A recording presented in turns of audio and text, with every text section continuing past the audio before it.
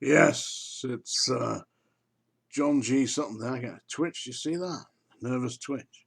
Yeah. Anyway, welcome to Tales from the Jails.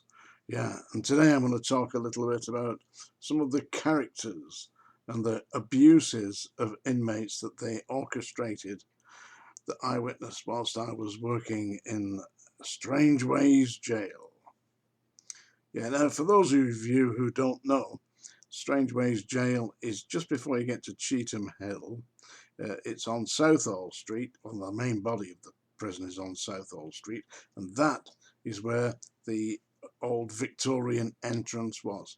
So you go through the gate, the little picket gate at the side, yeah, wicker gate, whatever they call it. Anyway, you went through the little gate into the jail, and straight through. That's F wing, up through F wing into the main rotunda of the prison, and that was the prison designed by Sir Edmund Duquesne in the 1860s. And well, it was designed by him, it was to his instructions, you know, because he was the Director General of the prison system in 1860s. Around about the same time that they built Wormwood Scrubs, they built Strangeways. Right, so in Strangeways in 1970s, I started in January 1975 as a trainee recruited at Strangeways, yeah. It's January 1975, and I met a number of the staff. Obviously, you would meet none of the staff. One of the staff, but working down the block, we had characters. You know, they don't have characters. I'm sure they don't have characters like that these days. But let me just tell you a little bit about the characters. Some of the names will grab your imagination. One of the chief muscle men down there, they called him, believe this or not, the school bully. That was his nickname, the school bully. Then we had the black dog. That was another jailer. Called him. His nickname was the black dog. And then we had a guy who went by a strange name called the Chinese money box. Now, I still to this day don't know why they called him the Chinese money box, because one day I heard that they called him this, and inadvertently didn't think anything about it. I just said to him, you know, I said, I've heard some strange things. I said, but why do they call you the Chinese money box? I instantly regretted it, because he started to, big hands, you see, reach out as if he was going to grip me by my neck and throttle me for asking him. I don't know why. Maybe it was because of the way he broke people's arms. I don't know. Anyway, some of the horrible things I witnessed at Strangeways. There was a guy there from the town of Burnley. Yeah. Now, Burnley is a cotton industrial town in the northwest of England, in Lancashire. And there was an old guy in Burnley who'd been walking his dog in the same park for like 40 years. And the council passed a bylaw that prohibited dogs being walked in the park in Burnley. And he decided that he wasn't going to have this. I mean, he'd been doing it for like 30, 40 years. So he continued to walk his dog in the park at Burnley.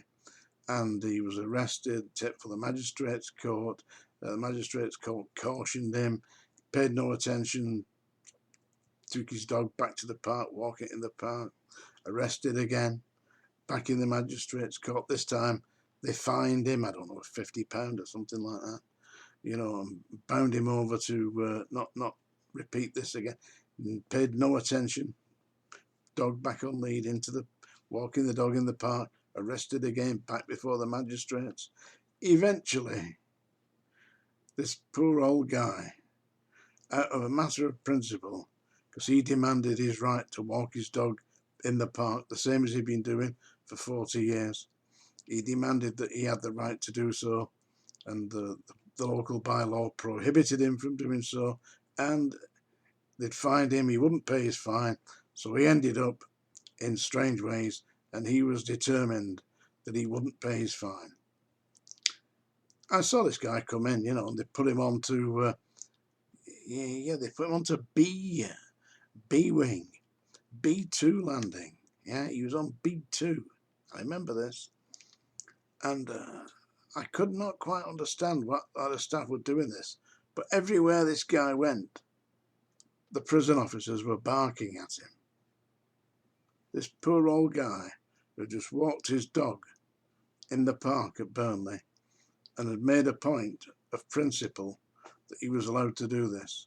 And the prison officers, uniformed prison officers, you know, slash peak, National Front flag, were barking at him everywhere he went. Woof, ruff, ruff. And they were going up to his cell while he was locked in his cell with a Shadoro. Ruff, ruff, ruff. All this nonsense. And he was determined to do his, I think he was 7 days he didn't do 7 days. He did 2 days, and then they paid his fine and he came out. And he was determined he wasn't going to do it, but he couldn't stand that. Because everywhere he went, the staff were barking at him. I think the inmates joined in as well, you know. I mean, this guy was probably about 60, 70 years of age. And he was humiliated by this. I felt sorry for the guy. I did say something to him. I said, just leave it. Just get on with it. You'll be all right. No, he couldn't stand it. There was another notorious trick. Now, this guy goes on the television. He's been on recently saying, you know, with the Strangeways right and all that, saying how wicked the inmates were and the staff never laid up. They were absolute virtuous individuals. This is the same man. I won't mention his name, but the same man used to operate what's known as a food-free diet. So he would be leaving prisoners locked in their cells during lunch hour, and they wouldn't get any food if they got on the wrong side of this guy. Seriously, they'd be banging on the doors. He wanted them to bang on the doors because then he could get a team together and whip them down the block where they could forget all about dinner and they could forget all about soup unless they wanted it laced with urine, because that's what they did there. I was down the block one day. I think the school bully was in charge. And this poor inmate, I don't know who it was, but they got, because he was banged up in the silent cells, you know, no clothes on, just in there on his own, no bed, no nothing. Yeah, just him on the stone walls. Yeah, and they shoved his food in, but before they shoved his food in, they put some stuff in out the dustbin. I felt really sick about that. I said to them, I did say to the school bully, I said, do you think that this is really going to enhance this man's life or change his pattern of behaviour in any way? The answer you usually got was things like bollocks to him, you know. He's asked for it, you know. Oh, I don't know what he'd done. But you didn't need to do a great deal. I mean, walk on the white squares instead of the black, answer the staff back, or even try and engage another inmate in conversation, because the rule down the block, silent. They never spoke to the inmates. Gesture, yeah. They might occasionally say, slop out, bang up, you know, something like that. I also noticed that there was a guy, and it was always during lunchtime, and one particular member of staff, I know who it was the same guy who operated the food-free diet. He had this guy as his, like, hitman, you know, and he would tell this guy, I'm going to go and unlock this guy here to get slopped out. Usually sex offenders. He had this twisted idea that people who had committed offences like that should be punished. And he'd go and unlock them and say, we're going to slop you out. Then he'd unlock this guy and he'd go and do him in the recess. I heard this almighty clattering one day. I went up and this guy was in the recess. Big fella, you know, a Manchester nutcase, you know, who was in the jail, and he was operating as the hitman for the staff, beating up prisoners that transgressed. I know his name. You see, I kept diaries. That's the way to do it, you see. a lot of it's in here, most of it is in here, but I also have diaries. And in that diary, in my diaries, are the names. So, dear people, I can prove it, yeah.